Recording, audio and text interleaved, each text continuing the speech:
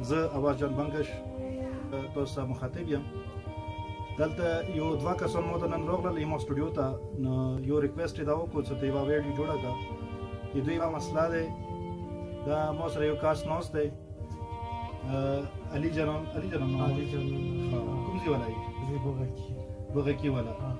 اوس یې بیراجان کلونی کې د دوی بچی و 40 کفیلو کې لاړ دی، زیارتو ته لاړ دی، خو هغه ځای کې بچی سره هر څه غلطي شوي وي. هغه واپس شوی دی خپل کاروان نه، واپس شوی دی ایران بډر ته واپس راغلی دی. چلمچي بډر باندې چې کله دوباره ایران ته انټر شوی دی، نو هغه ځای کې یوه کاس کې نولی دی ابادان شهر پورې، د ایران یو شهر دی ابادان، هغه شهر پورې به تللی دی خپل ګوډي کې. خو بچی سره چونکې کرایه وغیره نه وه، نو هغه بچی چې کوم دی هغه یې پولیس ته حواله کړی دی.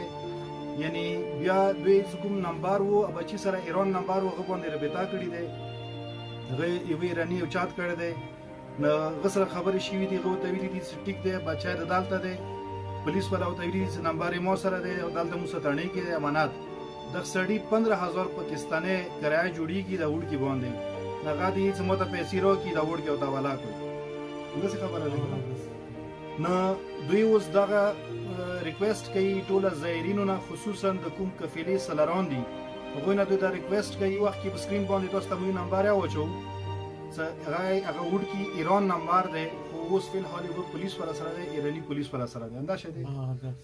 نو هغه نمبر باندې پلیز چوک واپسه کې راسوي ابادان شهر باندې، دوی ابادان شهر یې دی، هغه ځای کې دغه نمبر باندې ټرای وکړئ، پولیس والا څخه خبره وکړئ. 15,000 روپۍ پاکستانۍ چې هلته هغوی کومې جوړېږي ایران کرنسۍ حساب سره، هغه هلته ویر کړي او هغه بچی د ځوان سره اوچات کړي. او دغه ځای کې خیر است هغه بچی راولي کورمې ته.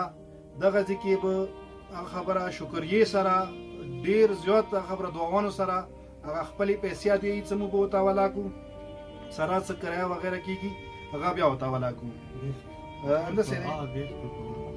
تاسې بس زه هغوی ډېره شکریه ادا کوم چې هغه د مو ته خپل بچی و د مامو بچی دی، د مو بچی دی. مو د سلورانو نه دا امید غواړو چې هغه د دا بچی مو ته صحیح سلام راولي.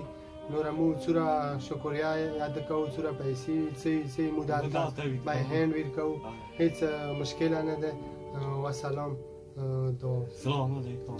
بس څومره پیسې وي هلته یې داخلې کړي چې کومې کپیلې والاو ته مو ډېر سلام وي چې ماته یې دلته بچی راوړ.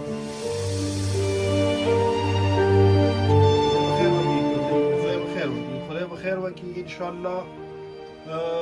نو تاسو ته یو وارې بیا مو سوال کوو، خاص کر د قفیلې کوم سلران دي چې دوی الحمدلله دوی ژبې باندې پوهېږي او اثر رسوخ بیا وي، نو دا مهرباني وکړي چې دا مجبور پلار چې دا دې وخت کې دلته مجبور دی، دی اوس نور اواز نشته چې دا اوس خپله لوړ شي یا څه. نو تاسې نه یو سوال کوي چې مهرباني وکړئ دې د سوال باندې تاسې عمل وکړئ. مولا تاسو ته د دین او دنیا اجر ډېر کا و انشاءالله. پیسو څه خبره نشته، هغه یې زه هر ځای نوي ته پیدا کوم، تاسو ته مطلب زه خپلې پیسې ډېر کوم، خو دا بچی مو ته راولي. ډېره